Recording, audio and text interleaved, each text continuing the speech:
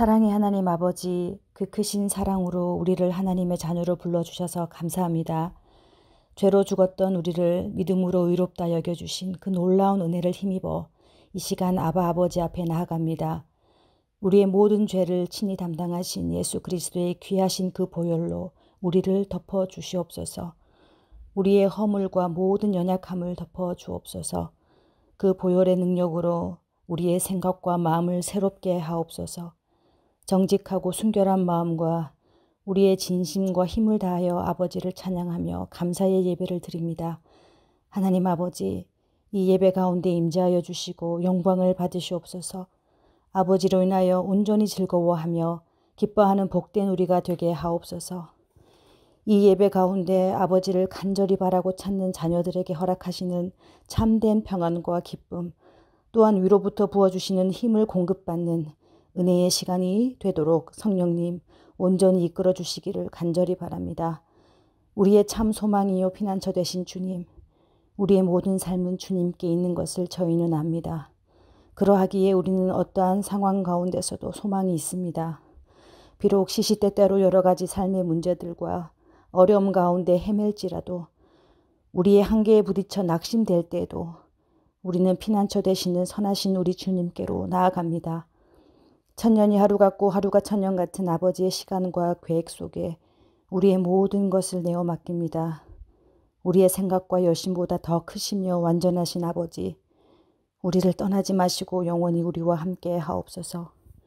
한없는 자비와 사랑으로 주의 백성들을 불쌍히 여겨 주옵소서. 주의 몸된 교회를 축복하옵소서. 뉴라이프 교회에 속한 모든 사람들과 가정들을 축복하옵소서. 즐거울 때 찬양하고 주님께 감사하게 하시고 괴로울 때 기도하며 주님 주시는 위로를 받아 누리게 하옵소서.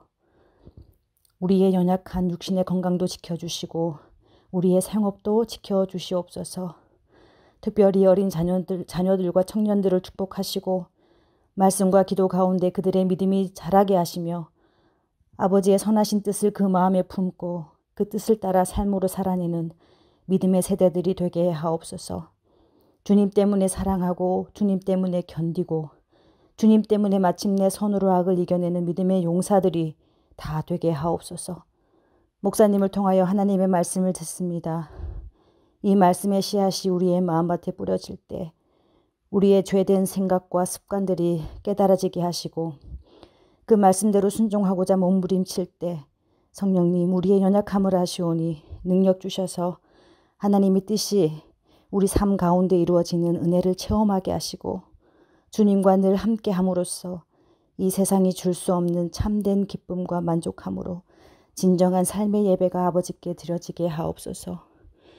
주님을 사랑하는 마음으로 헌신하고 섬기는 모든 손길 가운데 주님 축복하시고 더 많이 베풀고 나눌 수 있도록 그들의 삶을 넉넉하게 지켜주옵소서.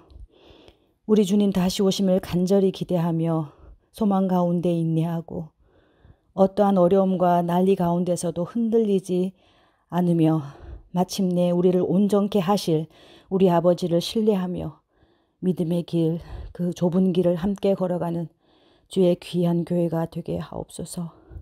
오직 주님만 찬양합니다.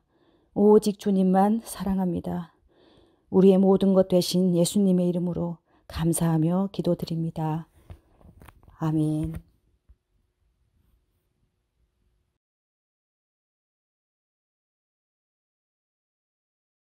할렐루야 성도 여러분 반갑습니다. 광고 시간입니다. 광고는 많이 없고 6월 마지막 주에 우리 오프라인 예배로 함께 모이는 거 기억해 주시고 함께 기도하면서 준비하시기 바랍니다. 6월 마지막 주 27일 날 오후 2시에 교회 3층에서 모일 예정입니다. 6월까지는 방역 수칙을 지켜야 하니까 마스크 준비해서 오시고 그 다음 주부터는 좀 자유롭게 예배를 드릴 수 있을 것 같습니다. 대부분이 1차 접종은 다 하신 것 같은데 혹시 안 하신 분 있으면 잊지 말고 하시기 바라고요. 오프라인으로 모이게 되면은 온라인 모임 계획도 다시 한번 점검하고 새롭게 할 예정입니다. 또 새롭게 어떻게 할지 의논해야겠지만 마지막까지 함께 잘 참여해 주시기 바랍니다. 드린 언금 위해서 기도하도록 하겠습니다. 하나님 감사합니다. 오늘 예배로 하나님 앞에 나아갑니다. 우리의 예배드리는 장소가 어디든지 우리의 마음과 정성이 주님께 온전히 향할 수 있는 시간 되게 하여 주시고 우리의 몸과 마음과 생각이 주님께 온전히 드려지는 시간이 되게 하여 주옵소서. 예배 가운데 우리의 마음이 주님을 만나며 주님의 사랑이 우리 가운데 덮여질 수 있는 귀한 시간이 되게 하여 주옵소서. 우리를 향한 하나님의 놀라운 계획과 사랑을 만날 수 있게 하여 주시고 주님께 감사와 찬양과 사랑을 드릴 수 있는 또한 우리의 심령이 되게 도와주옵소서. 우리의 삶의 모든 것이 주님의 것임을 고백하며 우리가 감사함으로 주님 앞에 헌금을 드립니다. 믿음으로 드려지는 손길이 되게 하여 주시고 우리의 일부가 아니라 우리의 삶의 전부를 드려지는 표현이 될 수 있도록 도와주옵소서. 우리의 모든 드려짐과 헌신을 통하여 우리의 교회가 하나님께서 맡기신 사명 잘 감당해낼 수 있도록 도와주옵소서. 주님께서 기뻐하시는, 주님께서 칭찬하시는 착하고 충성된 교회로 예수님의 증인으로 살아갈 수 있는 교회 되게 하여 주옵소서. 예수님의 이름으로 기도합니다. 아멘. 오늘 성경 본문 말씀 사도행전 6장 1절부터 4절까지 읽도록 하겠습니다. 그때 제자가 더 많아졌는데 헬라파 유대인들이 자기의 과부들이 매일의 구제에 빠짐으로 히브리파 사람을 원망하니 12사도가 모든 제자를 불러 이르되 우리가 하나님의 말씀을 제쳐놓고 접대를 일삼는 것이 마땅하지 아니하니 형제들아 너희 가운데서 성령과 지혜가 충만하여 칭찬받는 사람 7을 택하라. 우리가 이 일을 그들에게 맡기고 우리는 오로지 기도하는 일과 말씀 사역에 힘쓰리라 하니. 아멘. 영어로 읽겠습니다. In those days when the number of disciples was increasing, the Hellenistic Jews among them complained against the Hebraic Jews because their widows were being overlooked in the daily distribution of food. So the 12 gathered all the disciples together and said, It would not be right for us to neglect the ministry of the Word of God in order to wait on table. Brothers and sisters, choose 7 men from among you, who are known to be full of the Spirit and wisdom. We will turn this responsibility over to them, and will give our attention to prayer and the ministry of the Word. Amen. 초대교회 예루살렘 교회에 분열과 갈등이 발생했습니다. 예루살렘은 정통 유대인의 도시입니다. 그러나 그 안에도 역시 헬라파 유대인들과 정통 히브리파 유대인들이 있었다고 합니다. 성경에 등장하는 이 헬라파 유대인들은 오순절 때 방문했다가 성령의 능력을 체험하고 보고 크리스찬이 된 이들이든지 혹은 예루살렘에 그래도 오랫동안 거주하게 되어졌던 다시 예루살렘으로 돌아왔던 헬라파 유대인들인지는 잘 모르겠습니다. 그러나 분명한 것은 많은 헬라파 유대인들이 이 초대교회에 같이 있었다는 것입니다. 헬라파 유대인들은 헬라어가 아주 익숙한 사람들이었습니다. 당시의 유대인들은 로마 제국 전체에 많이 퍼져 있었습니다. 그 중에 많은 사람들은 헬레니즘 문화를 받아들이고 그리고 그 헬라어에 능숙한 사람들이었습니다. 그래서 당시에 성경, 구약 성경도 원래 있는 히브리 성경보다 헬라어로 번역된 구약 성경을 많이 사용했던 것 같습니다. 신약 성경에 등장하는 구약 성경의 인용은 대부분이 히브리어 버전보다 헬라어 버전을 많이 썼습니다. 이러한 헬라화된 유대인들과 그리고 정통 유대인들 사이에는 문화적인, 사회적인 차이가 분명히 있었던 것 같습니다. 오늘 본문에 등장하는 이야기는 그 헬라파 과부들이 이 예루살렘 교회에서 나누어주는 구제 물품에서 제외되는 그러한 일들이 자주 발생한 것에 대한 불평과 원망 때문에 일어난 일입니다. 언어적인 문제였든지 사회적인 문제였든지 이게 의도적이었든지 의도하지 않았던지 어쨌거나 헬라파 과부들은 여기에서 제외된 것에 대해서 문제와 원망을 제기합니다. 오늘날 교회도 다양한 배경을 가진 여러 가지 차이를 가진 사람들이 모여 있습니다. 특별히 우리 이민교회에는 이민자들이 있고 그리고 또 유학생들이 있습니다. 상황과 환경이 다르죠. 그리고 우리 1세대 어른들과 여기에서 태어나거나 1.5세대 여기 캐나다의 문화가 익숙한 또한 다음 세대들의 차이도 있습니다. 이런 다양한 배경과 다른 환경을 가진 사람들 사이에서는 갈등이 있을 수 있고 분열이 있을 수가 있습니다.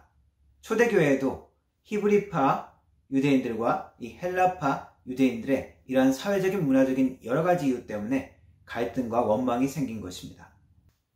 초대교회에는 가난한 사람들을 구제하는 구제사역들이 활발했던 것 같습니다. 베드로가 한번 설교할 때 3,000명이 하루에 교회에 들어오기도 하고 많은 숫자의 사람들이 갑자기 불어나기도 했습니다. 그 중에는 가난하며 생활에 아주 절실한 필요가 있는 사람들도 있었고 그것을 본 성령에 감동한 일부의 사람들은 자신의 재산을 팔아서 교회에 헌금을 했습니다.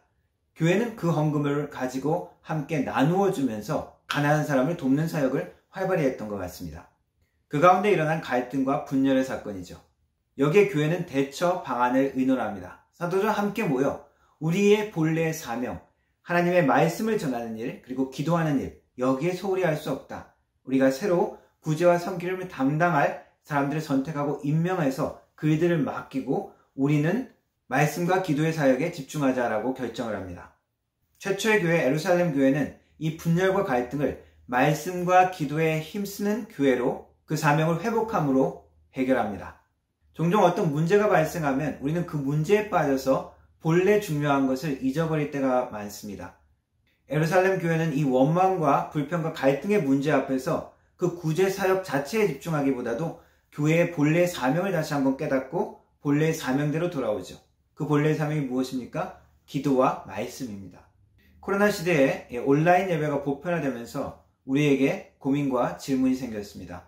과연 우리가 그리스도를 중심으로 모이는가? 아니면 우리의 전통과 습관으로 모이는가?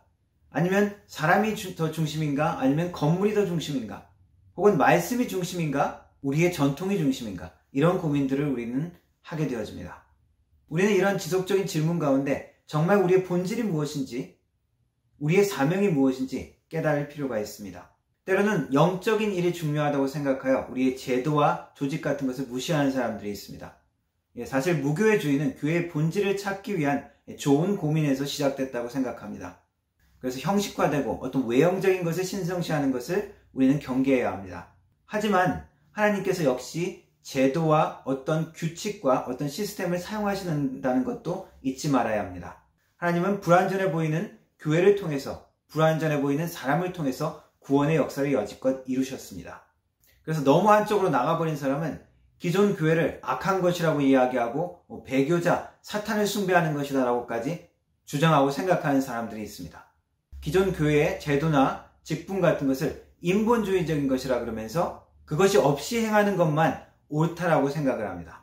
그런 것 자체가 또 하나의 교만이고 외형을 중시하는 또 다른 형식을 중시하는 바리새인적인 것이라고 할 수 있죠. 중요한 것은 교회의 본질이 무엇인지, 우리의 사명이 무엇인지 날마다 점검하고 그 본래의 사명으로 돌아가는 데 있습니다. 우리가 차도 오래 타면 한 번씩 점검해주고 잘못된 것은 또 바로 교정해줄 필요가 있죠. 안경점에서도 그러더군요. 안경도 그 나사를 몇 개월마다 한 번씩 점검하고 이렇게 다시 한번 타이트하게 해줘야 된다고. 교회의 본질, 말씀과 기도, 이것을 우리는 놓치지 않고 우리가 그것에서 얼마나 떨어져 있는지 날마다 점검하고 바로 그 자리로 돌아가야 합니다. 성령이 충만했던 초대교회 예루살렘 교회는 그것을 잘 발견하고 깨닫고 그 본질을 놓치지 않았습니다. 그리고 이 초대교회가 해결한 방법은 성령과 지혜가 충만한 자들을 뽑아 함께 교회를 섬기게 한 것입니다. 사도들은 이 음식을 나눠주고 구제하는 이 사역을 위해서 사람을 뽑는데 아무나 그냥 뽑는 것이 아니라 구체적인 조건을 제시합니다. 그래서 7사람을 뽑게 되고 그 사람들에게 기도하고 안수하며 그들에게 사명을 맡기죠. 하나님의 교회 일은 성령과 지혜가 충만한 사람이 필요합니다. 요즘 인기 있는 신의 직장이라고 하는 구글에는 입사하는 사람들에 대해서 특이한 문제를 내는 것으로 좀 알려져 있습니다. 그런데 그 문제를 해결하는데 기존 방법이 아니라 창의적인 방법으로 그것을 해결하는 사람들을 찾는 것이죠. 흔히 얘기해서 메타인지가 발달한 사람이라고 하는데 노벨상을 받은 사람들의 조사를 해보니까 그 사람들은 자기 분야보다 다른 것에 취미를 가진 것이 보통 사람보다 22배나 더 많다고 합니다. 다양한 경험이 있고 창의적인 방법을 사용하는 사람들이 더 성공할 가능성이 있고 사회에서도 그런 사람들을 요구한다는 것입니다. 교회는 어떤 능력이 있는 사람을 필요로 할까요? 어떤 일꾼들을 필요로 할까요? 교회는 다양한 사람이 필요합니다. 일을 꼼꼼하게 하는 사람도 필요하고 어떤 학식이 높은 그런 사람이 필요할 때도 있고 어떤 달란트를 가진 사람이 필요할 때가 있습니다. 그러나 그것만으로 교회 일꾼들을 뽑을 수는 없습니다. 교회는 성령과 지혜가 충만한 사람이 필요합니다. 한편으로 생각하면 그냥 구제사역인데 물건 잘 정리하고 잘 나눠주고 동계산 잘하는 사람, 그런 사람이면 될 것 같은데 그게 아니라 성령과 지혜가 충만해서 칭찬을 받는 사람을 요구하고 있습니다. 그래서 뽑힌 이 7사람이 초대교회 7집사로 알려진 사람입니다. 물론 이 본문엔 집사라는 단어는 나오지는 않습니다. 7집사라고 불려지는 이 사람들은 단순히 봉사만 했던 사람들이 아니라 그 교회의 지도자와 같은 사람들입니다. 교회 일을 하면서도 하나님의 영이 아니라 세상의 영으로 충만한 사람들이 있습니다. 세상의 지혜로 충만한 사람이 있습니다. 세상의 지혜는 무엇이라고 말할 수 있습니까? 내가 주도권을 가지고 내가 명령하고 내 방식대로 해야 되는 것이죠. 사람들이 내 뜻에 복종하고 따르는 것입니다. 베풀고 섬기고 나눠주는 것이 아니라 내가 움켜쥐고 내가 손해를 보지 않는 것입니다. 내가 한 대 맞았으면 나도 적어도 한 대 때려야 속이 시원한, 그것이 세상의 방법이고 세상의 지혜라고 할 수 있습니다. 그러나 하나님의 지혜는 무엇이라고 할 수 있습니까? 하나님의 지혜는 무조건 피해만 보라는 것이 아니라 하나님이 원하시는 대로 선택하는 것입니다. 하나님의 말씀에 순종하여 선택하는 것입니다. 그것이 지혜라고 이야기합니다. 지혜서라고 알려진 잠언을 여러분이 잘 읽어보면 지혜로운 사람은 어떤 것을 잘 판단하고 논리적으로 생각하는 사람을 의미하는 것이 아니라 죄된 것과 선한 것이 있을 때 선한 것을 선택하는 사람을 지혜로운 사람이라고 말하고 있습니다. 하나님께 순종하는 것과 내 방식대로 하는 것 가운데 하나님을 선택하는 것이 지혜라고 말하고 있습니다. 그래서 이 지혜가 가득한 사람이 곧 성령 충만한 사람이라고 할 수 있습니다. 하나님의 이름으로 행해지는 모든 일들 가운데는 성령께 순종함이 반드시 필요합니다. 성령이 주신 지혜가 필요하다는 것입니다. 성령 없이 내 열심으로 하면 꼭 문제가 생깁니다. 다른 사람에게 상처를 주든지 아니면 내가 상처를 받든지 열심히 하려고 하면 할수록 잘하려고 하면 할수록 꼭 딴지거리는 사람들이 있습니다. 그리고 호응 안 하는 사람들이 있습니다. 혹은 열심히 하려고 하는데 꼭 그렇게 하면서 다른 사람을 상처를 주거나 다른 사람을 힘들게 만들기도 합니다. 그런 경우에는 교회의 일이라도 차라리 그 일들을 안 하는 것이 더 나을 때가 있습니다. 성령 충만한 가운데 성령의 지혜를 따라서 해야 우리는 내 고집대로 하지 않습니다. 그 성령의 이끄신 대로 순종해야 내가 어렵더라도 견딜 수가 있습니다. 왜냐하면 성령이 이끄시는데도 여전히 반대가 있을 수 있고 여전히 어려움이 있을 수 있기 때문입니다. 여전히 핍박이 있을 수도 있고 원망과 불평이 나올 수도 있습니다. 그러나 그러한 어려움이 있다고 해서 하는 일이 잘못됐다는 것은 아닙니다. 하나님의 일, 성령의 일이라도 방해는 있고 불평과 원망의 소리가 나올 때가 있을 수 있습니다. 하나님의 지혜 방법을 따르는 것은 내가 원하는 대로 악을 악으로 갚지 않는 것입니다. 때로는 우리가 악한 모습 그리고 비열한 모습을 볼 수 있습니다. 그러나 우리가 똑같이 어리석게 악한 방법, 저급한 방법을 사용할 필요는 없습니다. 하나님의 지혜는 악을 선으로 대하는 것입니다. 한국 뉴스에서 고깃집의 진상 모녀 사건이라는 이야기를 들었습니다.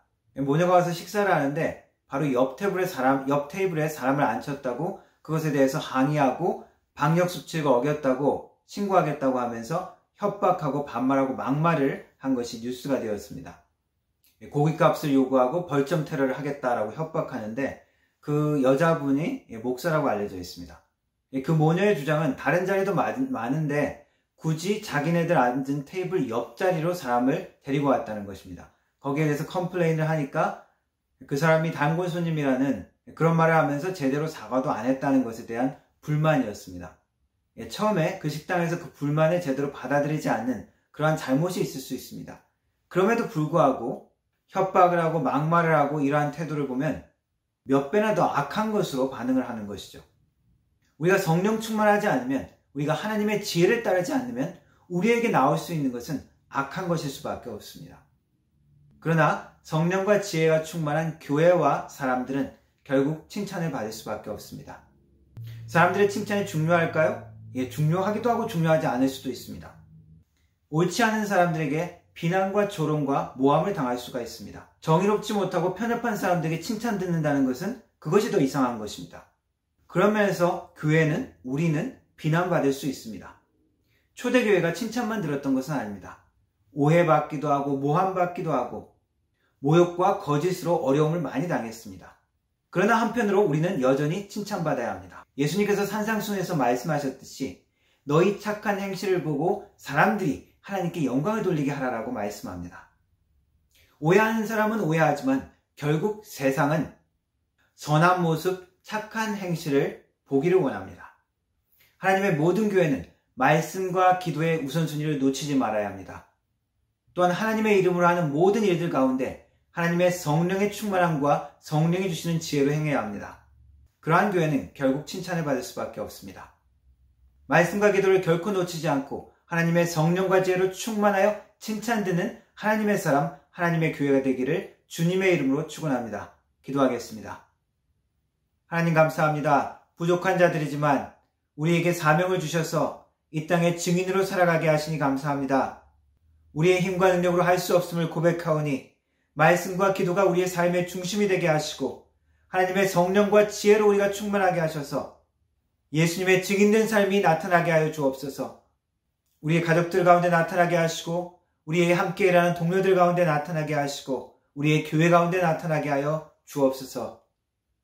우리 주님의 구원을 땅끝까지 전하는 주님의 교회 되게 하여 주옵소서. 예수님의 이름으로 기도합니다. 아멘.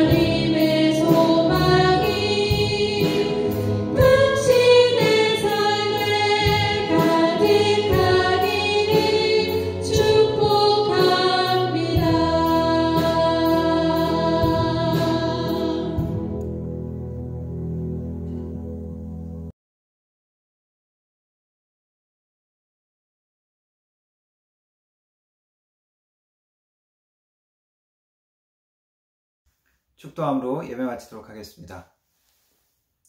지금은 우리 주 예수 그리스도의 은혜와 성부 하나님의 놀라우신 사랑과 성령 하나님의 위로교통 충만하신 은사가 말씀과 기도가 우리의 삶의 중심됨을 놓치지 아니하며 하나님이 주시는 성령과 지혜에 충만하여 이 땅에서 주님의 영광을 나타내기를 원하는 머리 숙인 우리 모든 성도들 머리 위에 그 가정과 일터와 교회 위에 영원 무궁토록 함께 하실지어다. 아멘.